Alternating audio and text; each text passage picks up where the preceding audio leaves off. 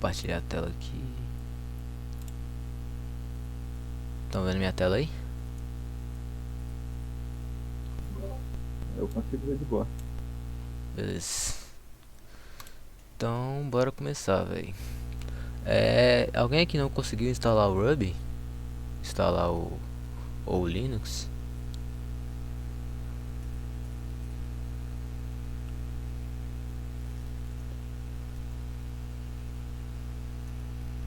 Bom, vou considerar que todo mundo conseguiu, então. Eu não instalei não. Eu não instalei o Linux ainda. Mas você pretende instalar ou vai usar o Windows mesmo? Eu pretendo instalar, mas por enquanto eu vou usar o Windows mesmo. Tá, Porque por enquanto eu não vou conseguir. beleza. Se você vai usar o Windows, você pode entrar nesse site aqui.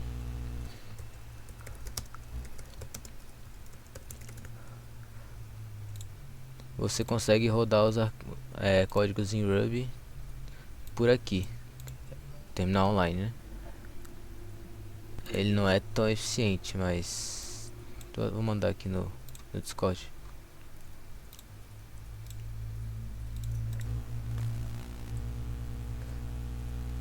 Aí vocês podem rodar o código lá se quem ainda não tiver instalado o Windows e tal, o Linux. Enfim, vou começar. Noções básicas iniciais de programação em Ruby. Bom, programação. O que é programação? Programação é um processo de escrita, testes e manutenção de programas de computadores. Os programas são compostos por conjuntos de instruções que determinado programador faz para descrever as tarefas que vão ser realizadas pelo computador. O algoritmo são conjuntos de instruções necessárias para que a máquina possa realizar a tarefa.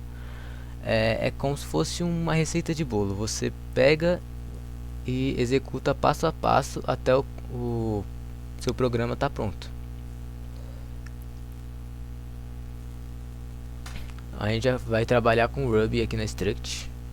Basicamente, o Ruby é uma linguagem de programação de mais alto nível, que significa que ela é mais perto da linguagem humana do que da linguagem de máquina, então é mais fácil de entender do que outras linguagens. Se você quiser programar em C ou em Assembly, é um pouco mais complicado. E eu vou começar apresentando os tipos de variáveis. As variáveis podem ser int, float, boolean, string e symbol. O que cada uma é? Int são números inteiros, é meio intuitivo já. Float são números decimais. Boolean são verdadeiro ou falso, só podem assumir esses valores, true ou false, né, em inglês. String é as palavras que a gente usa mesmo, tipo o nome a gente vai botar em string, ou o objeto a gente vai botar em string. E o symbol é tipo uma string, só que a diferença é que a gente não pode redefinir o valor que guardamos lá. A gente só vai poder mudar o valor daquela variável se a gente criar uma nova instância para ela, atribuir um novo valor para ela.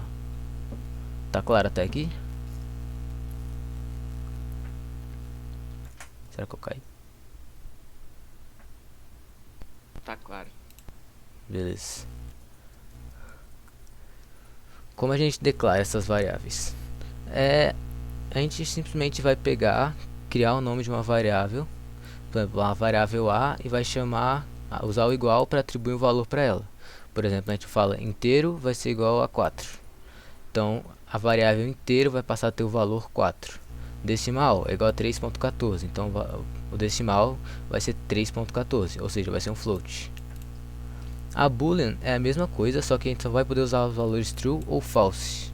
Então a gente vai escrever, sei lá, uma expressão é igual a false, porque só pode ser esses valores.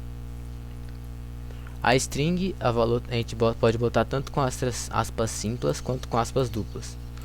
É a mesma coisa, é só uma sintaxe diferente. O símbolo a gente faz igual a todos os anteriores, só que a gente bota 2 pontos ao invés da aspas que a gente bota na string. Isso aqui é um símbolo. A gente não vai poder tipo mexer nesse valor, só se a gente criar outro, atribuir outro valor para essa variável. Aí, Ruby é uma linguagem dinamicamente tipada, então diferente de C, não sei se vocês já viram C, mas em C você precisa declarar o tipo da variável antes de trabalhar com ela. Você tem que botar, por exemplo, int a é igual a valor, aí vai ser um inteiro. Mas no Ruby ele tá toda hora checando o tipo da variável. Então, por exemplo, se eu vier aqui no terminal, isso aqui é um comando para você abrir o console do Ruby. Então você pode mexer com, botar código em Ruby aqui para ver o que acontece com aquela variável ou aquele trecho de código. É muito útil se você não quiser, por exemplo, criar um arquivo do zero e compilar para executar. Você pode só executar aqui direto. Aí, por exemplo, se a gente pega um valor A e fala que é igual a 19, e a gente verificar a classe da variável A, a gente bota o ponto para verificar, para chamar os métodos, né? A.classe vai falar a classe da variável. Ele vai retornar string, porque A é uma string. Mas se eu pegar e falar que A é igual a 19, por exemplo, e ver a classe, checar a classe de novo, vai ser uma integer, porque ele mudou para int aqui nessa linha de código. Ficou claro? Sim. Ficou assim. Beleza.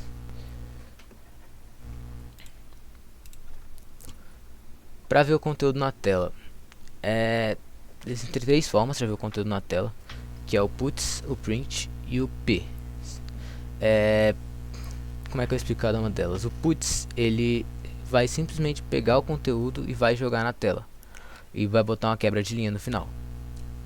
O print, ele é a mesma coisa que o puts, só que ele não vai botar quebra de linha no final. E o p é semelhante ao puts, só que ele usa um método que é usado para debugar o elemento, que ele inspeciona o elemento antes de botar na tela. Mas isso não é nada que vocês precisam se preocupar agora. Eu particularmente nunca usei isso, então não é nada assim muito importante, mas pode ser útil dependendo do que você for fazer. Por exemplo, vamos fazer um exemplo aqui. Opa, sair daqui do terminal, vamos criar um arquivo novo. Esse comando aqui cria um arquivo no Ubuntu, ou acho que no Linux. Não sei se no Windows funciona, não tenho certeza. Mas esse comando você pode criar um arquivo e nomear aqui. Aí code aula vai abrir o arquivo que a gente acabou de criar no VS Code, que eu vou usar nessa aula aqui. Agora a gente vai fazer um exemplo. Se eu botar aqui, por exemplo, puts hello world, e botar para rodar, a gente roda os arquivos Ruby. A gente só escreve Ruby e o nome do arquivo que ele vai rodar. Aí ele vai botar na tela hello world e vai quebrar uma linha automaticamente. Se eu botar o print, por exemplo,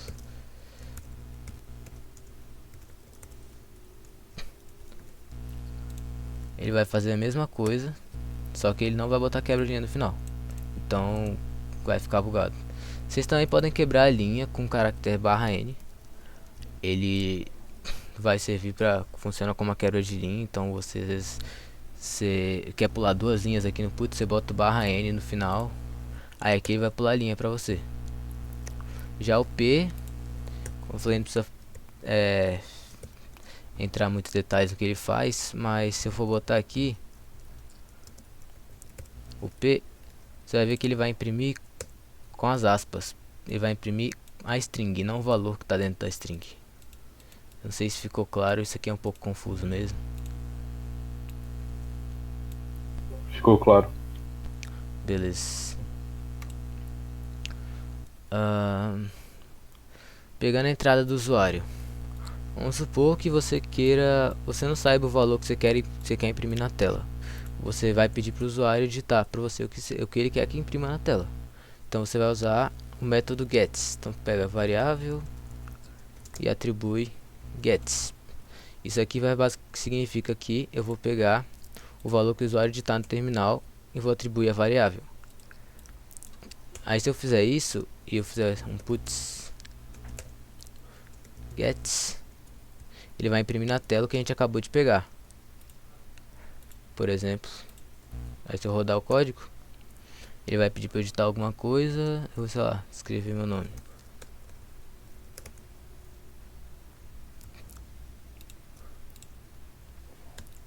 Ué, calma aí.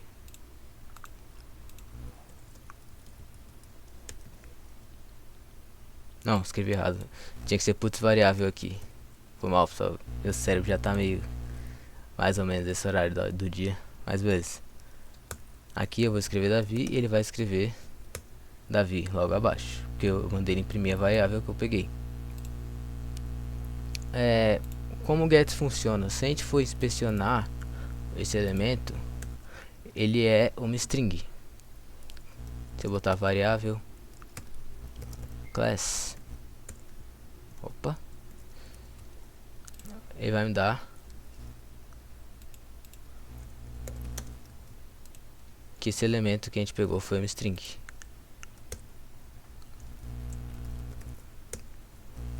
Mas se a gente quiser pegar um inteiro, o que a gente faz?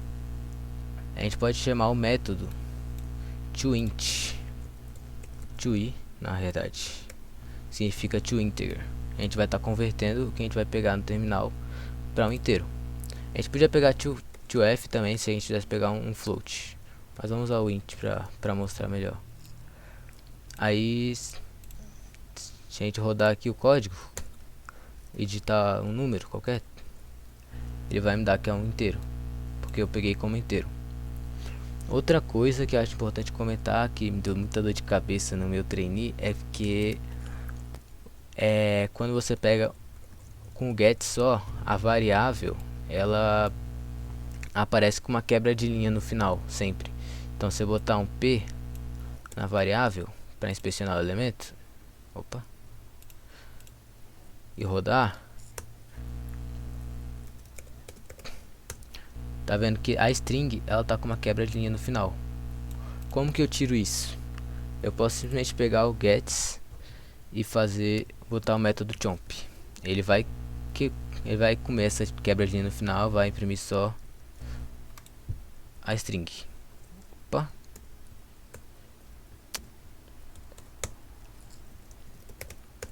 Como podemos ver aqui, o barra n significa quebra de linha, tá? Ficou claro isso, essa parte? Sim, sim, tranquilo. Beleza. Operações aritméticas, elas funcionam igual na calculadora.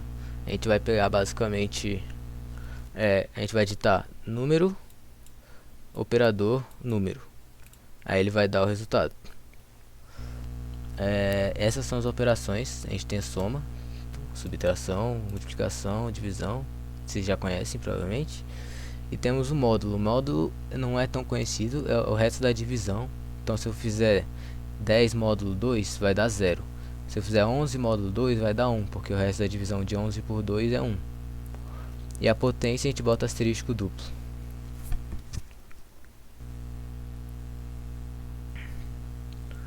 Operadores relacionais. Esses operadores servem para verificar se uma variável ou número comparar duas variáveis ou dois números diferentes.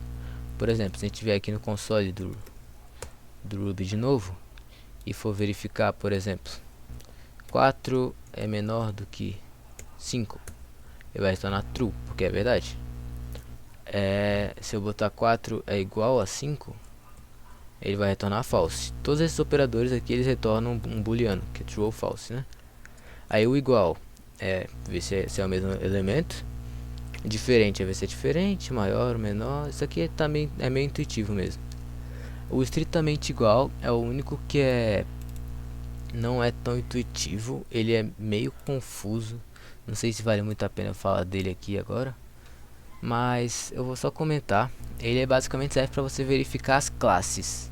Por exemplo, se eu quero ver se por exemplo, float, eu quero ver se o valor 3.5 é um float, então eu faço estritamente igual. Ele vai falar que é um float. Se eu falar, por exemplo, integer aqui e verificar se usar o estritamente igual, botar o 3.5, ele vai falar false, porque 3.5 é um float e não um integer. Ficou claro?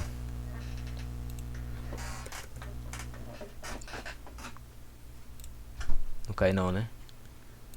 Beleza. Operadores lógicos. Eu não sei quantos de vocês fazem EQ ou já fizeram, mas vocês provavelmente vão ver isso aqui, operadores lógicos, ou já estão vendo. É basicamente usado para a gente conseguir tomar decisões, verificar. Por exemplo, eu tenho um trainee, eu quero pegar um trainee que a idade dele é maior ou igual a 18 anos e ele obteve uma média de 7 no trainee. Como eu posso fazer isso?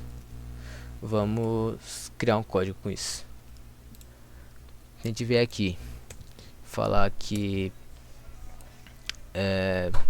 idade, vamos supor gets, opa, pega a idade dele e pega a nota dele.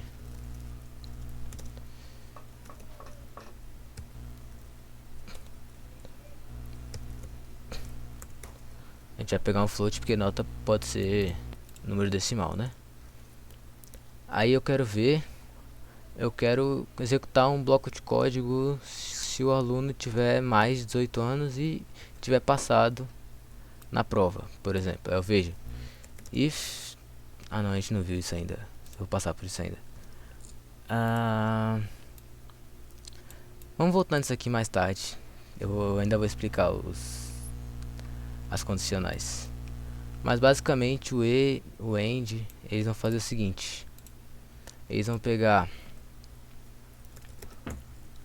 eu quero que, por exemplo,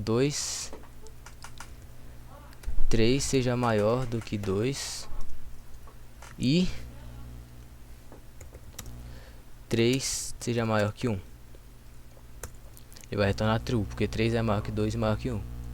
Agora se eu botar que é menor, por exemplo aqui, como 3 não é menor que 2, ele vai dar false. Os dois blocos de código aqui tem que ser verdadeiros para ele retornar true. No caso do ou, basta um deles ser verdadeiro. Então aqui nesse caso, ele vai retornar true. Por quê? 3 é menor que 2? Não é. Mas 3 é maior que 1. Então ele passa aqui e vê que é falso, mas ele passa aqui e vê que é true. Então ele retorna true. O ou exclusivo, ele é um pouco mais complicado, mas dá para entender ele. Basicamente se você tem que ter um ou outro, mas não os dois. Então tipo 3 menor que 2, se eu botar 3 menor que 2 ou exclusivo 3 maior que 1, ele vai dar que é verdadeiro. Mas se eu der 3 maior que 2 ou exclusivo 3 maior que 1, ele vai dar falso. Por quê? Porque os dois são verdadeiros. Eu quero que apenas um seja verdadeiro.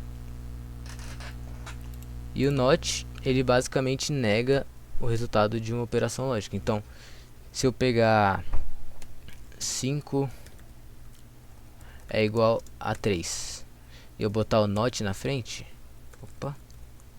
se eu botar o not na frente, ele vai me retornar true. Por quê? Porque 5 não é igual a 3 e eu tô negando esse valor. Então ele nega o falso e o contrário de falso é verdadeiro. Por isso ele retorna true. Deu pra entender? Sim. Beleza.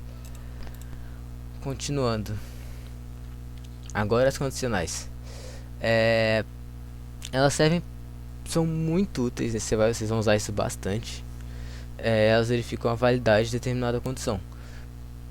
Por exemplo, o if, else e o else. Eles verificam se a condição é válida, e se forem válidas, elas vão executar o bloco de código. Então, nesse exemplo, se o A for maior que B, ele vai imprimir que o A é maior que B. Se o B else if significa se A não for maior que B e o A for igual a B, imprime que A é igual a B. E o else, ele basicamente vai falar: ah, não passou aqui, não passou aqui, então vai ser aqui. Não tem outra opção. Basicamente é isso. Vou fazer um exemplo com isso aqui para ficar mais claro. Deixa eu pensar.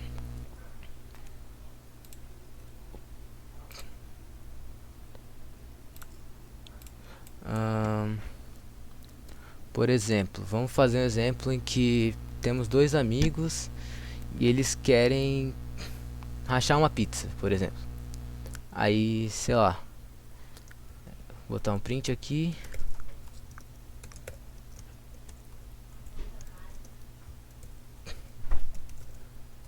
O valor da pizza.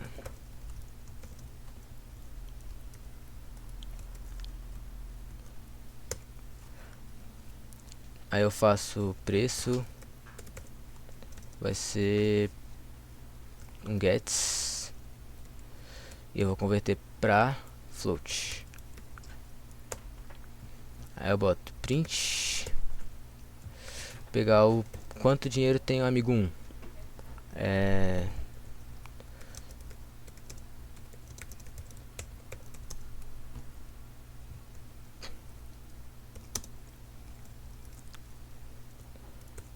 Aí eu vou pegar saldo 1,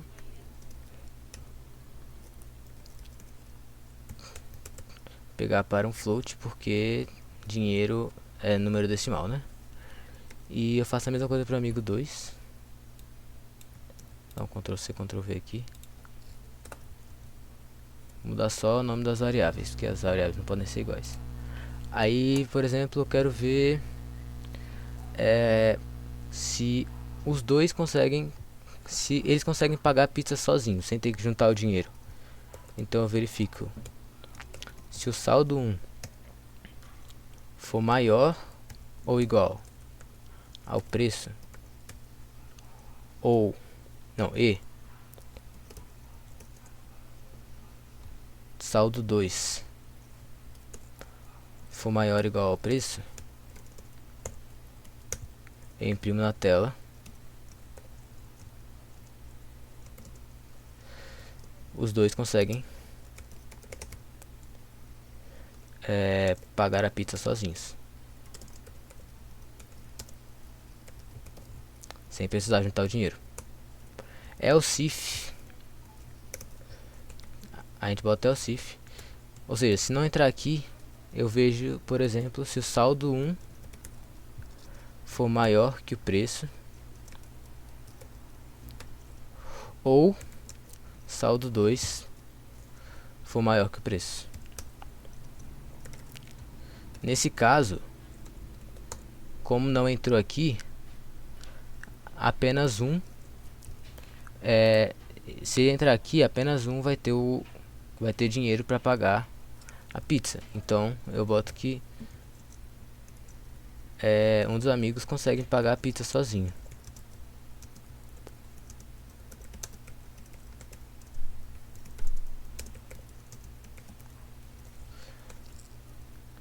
Agora, sei lá, eu quero ver se eles juntos, por exemplo, se nenhum consegue pagar a pizza sozinho, eu quero ver se o saldo dos dois juntos dá pra eles racharem uma pizza.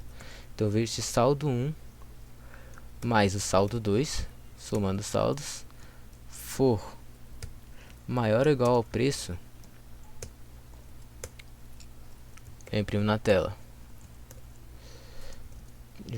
Juntando eles juntos eles conseguem pagar a pizza, por exemplo. E o else é o caso que não vai entrar nunca, ou que só vai entrar se nenhum desses aqui for satisfeito. Eu boto eles não conseguem pagar pizza, não tem dinheiro para pizza.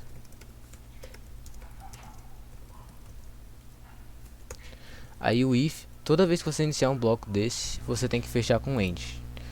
É importante isso, porque senão vai dar erro, né? Então se eu rodar isso aqui,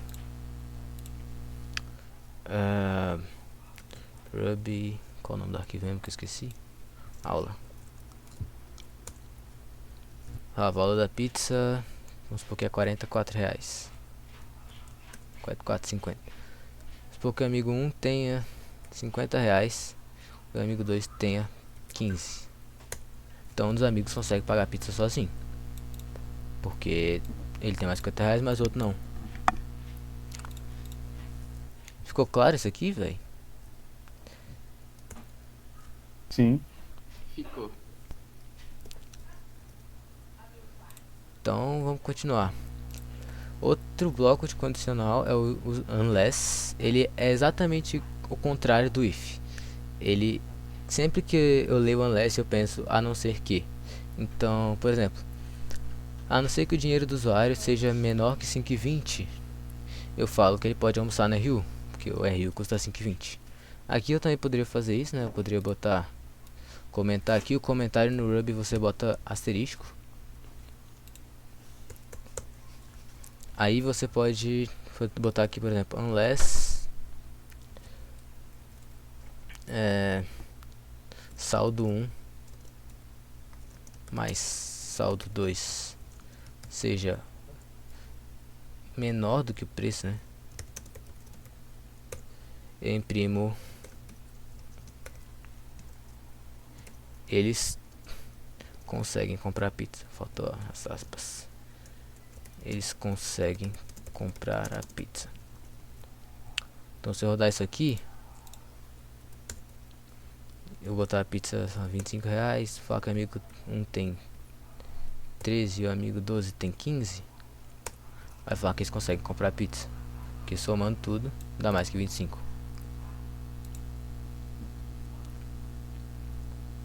Outra estrutura de decisão é o case.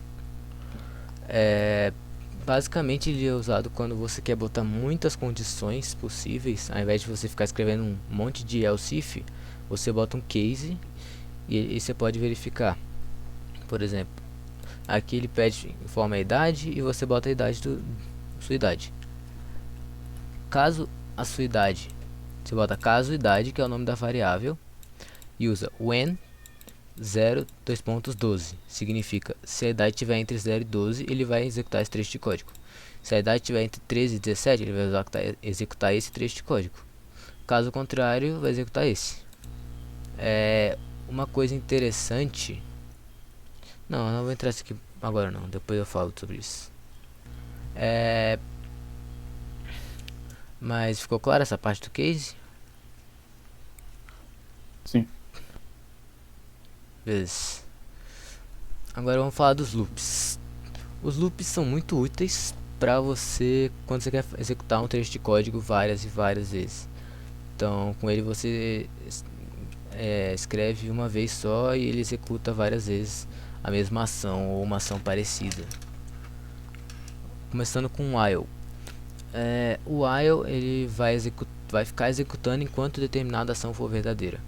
Então, por exemplo, nesse caso, eu defini uma variável contador igual a 0. Enquanto a variável for menor ou igual a 10, eu vou imprimir na tela a variável contador. E eu vou incrementar essa variável. Esse contador mais igual a 1 é a mesma coisa que eu falar contador é igual a contador mais 1. É a mesma coisa, é uma abreviação. Eu posso até executar isso aqui. É rapidinho de fazer. Eu boto um contador igual a 0.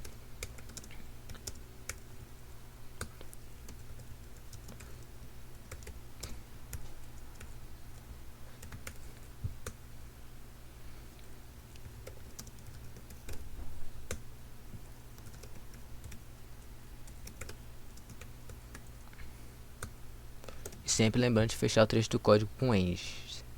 Aí ele vai rodar 0, 1, 2, 3, 4, 5, 6, 7, 8, 9, 10. Entendeu? Faz sentido isso? Sim. Agora vamos pro for. For é outra estrutura de repetição, mas ela é usada para intervalos previamente definidos. Então você já vai saber os valores que você quer iterar. Então, por exemplo, para um i entre 1 e 10, você imprime o i. É a mesma coisa que eu fiz aqui, só que o i eu chamei a variável contador de i. Geralmente a gente usa essa variável, eu não sei por que começou a ser utilizado o i, mas é muito utilizado para você usar o for ou vários laços de repetição assim. Porque eu acho que é inicial de iteration, que é a iteração, né? Então você realiza várias iterações aqui, por isso que a gente usa o i para abreviar. Eu vou mostrar um exemplo aqui porque vamos comentar isso aqui tudo só pra não perder. Se eu fizer, por exemplo, só copiar esse exemplo aqui e imprimir o i na tela,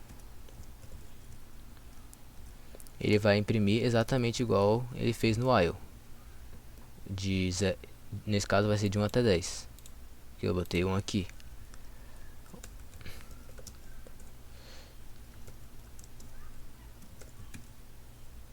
Ele vai imprimir de 1 até 10. Mas se vocês quiserem, por exemplo, botar um intervalo aberto aqui, vocês botam mais um ponto e ele vai considerar que ele é um intervalo aberto. Então ele vai rodar só de 1 até 9. Então se eu rodar aqui, ele vai só até o 9. Ficou claro? Sim. Beleza. Então agora vamos falar das funções. Rapidão, esses Opa, pontinhos fala. aí é como se fosse o i++, os 2 pontinhos. Não é bem um i++. Basicamente, os pontinhos significam que você quer que o i incremente de 1 até 10. Você pode considerar que é como se fosse i++, só que não é exatamente a mesma coisa. É como se fosse um i++ automático, assim. Pode dizer E pode se eu dizer isso. quisesse somar, tipo, mais 2 no 1 até 10, como que ficaria? Como assim? Tipo assim, eu vou somar 1 mais 2, somando mais de 2 em 2 até 10. De 2 em 2 até 10? É. Caraca, essa eu esqueci. Rápido, se for... Não, É só colocar uma vírgula depois do 1 e colocar o 2, eu acho. Coloca 1,2 os pontinhos até 10. Vê se funciona. Não, será que é isso? Eu não lembro mesmo, velho. Eu sei que tem isso, mas eu esqueci. Não, não é. Ô, Kairan, você lembra? Ah, o Kairan não tá aqui mais. não, então pode continuar, depois você fica me devendo aí. Oh, fechei o Discord. Beleza, velho. Não cai não, né? Fechei o Discord sem querer. Não, Não depois, caiu, não. depois eu te respondo isso. É porque eu realmente esqueci. Mas tem uma forma, sim. Eu mando lá no canal do Slack depois. Beleza. Enfim, vamos continuar. As funções. A função é uma subarrotina do programa e você geralmente usa ela quando tem alguma coisa que você está fazendo muito no código. Por exemplo, você está vendo toda vez se um valor é par ou ímpar. Você pode criar uma função para verificar isso para você. A função você usa da seguinte forma: você bota a função e entre parênteses você bota o parâmetro da função. Por exemplo, nesse exemplo a gente ia definir ispar número. Aí esse número a gente iria passar no programa para nossa função e ele iria verificar se o módulo do número por 2 é igual a 0, significa que o resto da divisão é 0, então ele retorna true, então o número é par. Caso contrário, vai retornar false. Uma coisa importante de ressaltar é porque geralmente os métodos, quando eles terminam em ponto de interrogação, é porque vão retornar um boolean, que é true ou false, para determinado valor. Ficou claro? Aí nesse caso você iria digitar um número, pegar o valor e chamar a função com esse número. Depois você pode imprimir o resultado. Opa, Davi, pergunta que acho que foi do Pedro, foi você que perguntou, né? De incrementar de 2 em 2. Isso. Então, eu acabei de ver aqui como é que faz. No for, no caso, você teria que colocar o entre parênteses, o que você... Esse 1 e o 10, colocar entre parênteses. Aí colocava ponto. Aí colocava step. Não, step. Step. Isso. Tá. Aí entre parênteses a Assim? quantidade que você queria incrementar. Exato. Ah, Aí nesse interessante. caso, acho que ele pularia de 2 em 2. É que faz tempo que eu não uso isso. Deixa eu ver. Bora rodar.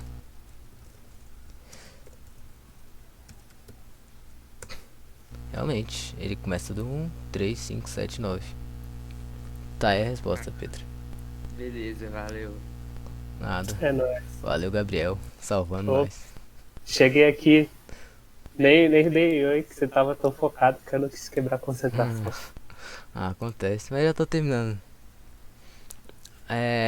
Acho que eu vou fazer. Por fim, vamos fazer uma função pra gente terminar essa aula de hoje. Criar um novo arquivo.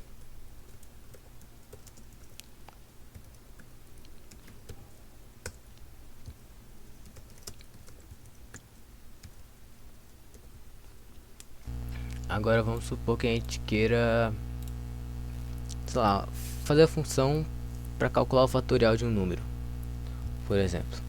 Como é que a gente faz? Alguém tem ideia? Recursão? Não precisa. Não precisa de recursão. Dá pra fazer com for simples.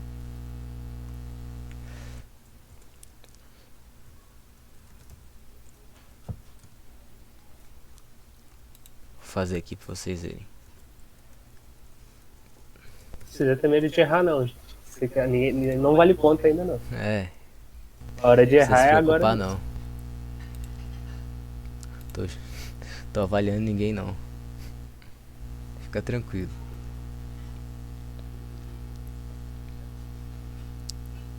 Então, Em vez de fazer aquela sequência de 1 até 10, tipo, meio que faz ao contrário, de número até 1, for. pode fazer assim. Mas também funciona de 1 até 10. Por exemplo, se eu, Verdade, porque a multiplicação é dependente da ordem, né? como Mas aí no caso é de 1 até número, né? 1 até número, nesse caso. Então a gente pegaria um número, por exemplo, a gente criaria uma variável resultado para armazenar o resultado das multiplicações e faria igual a 1 pra gente começar, porque se a gente botar 0 vai ficar 0 para sempre. Então a gente bota 1, porque como é multiplicação não vai mudar nada, né? Aí a gente abre um for aqui. A gente pode botar for i in de 1 até número. Aí o que a gente vai fazer? A gente vai pegar o resultado e vai multiplicar pelo valor i. Opa! E vai fechar o for. Simplesmente isso deve funcionar. Vamos testar. Pegar a entrada do usuário. Eu não tô avaliando aqui se o usuário digitar 0 não, tá? Porque essas exceções, porque aí deixaram um pouco mais complicado, mas enfim, a gente pode pegar o valor usando gets e passando para inteiro e chamar imprimir. Opa, que faltou retornar o resultado. A gente tem que retornar o valor na função, porque senão não vai funcionar, né? Aí a gente retorna o resultado e imprime na tela fatorial do valor que a gente pegou. Isso deve funcionar. Vamos ver.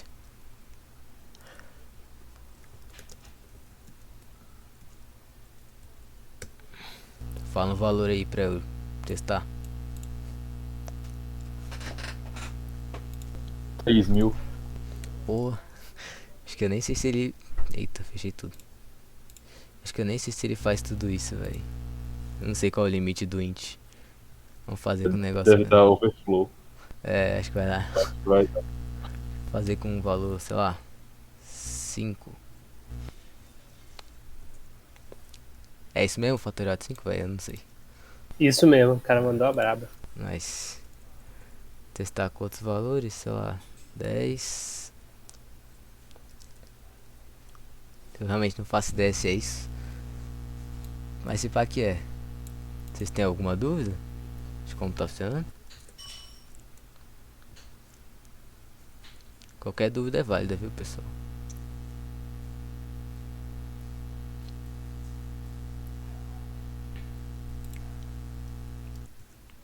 Ele tá funcionando tipo o do contador, né? Só que ao invés de estar somando mais um, clicando pelo próximo número. É É, isso mesmo? como o computador. Na Tipo, verdade, quando é. você... Fala. Pode falar, pode falar. Não, fala. É porque, tipo, no contador ele vai somando. Você bota assim, contar de 1 até 10. Aí ele vai somar um mais um e tal, chegar até 10. Aí ele vai multiplicando. 1 vezes 1 vezes... É, você entendeu isso? É essa ideia, é essa ideia. Só que, é isso mesmo. Só que no contador, a gente tá incrementando esse i aqui. Que é, esse valor aqui, ele é o contador já. Nesse caso, a gente está criando uma nova variável para a gente armazenar o resultado das multiplicações. Entendeu? Ah, saquei.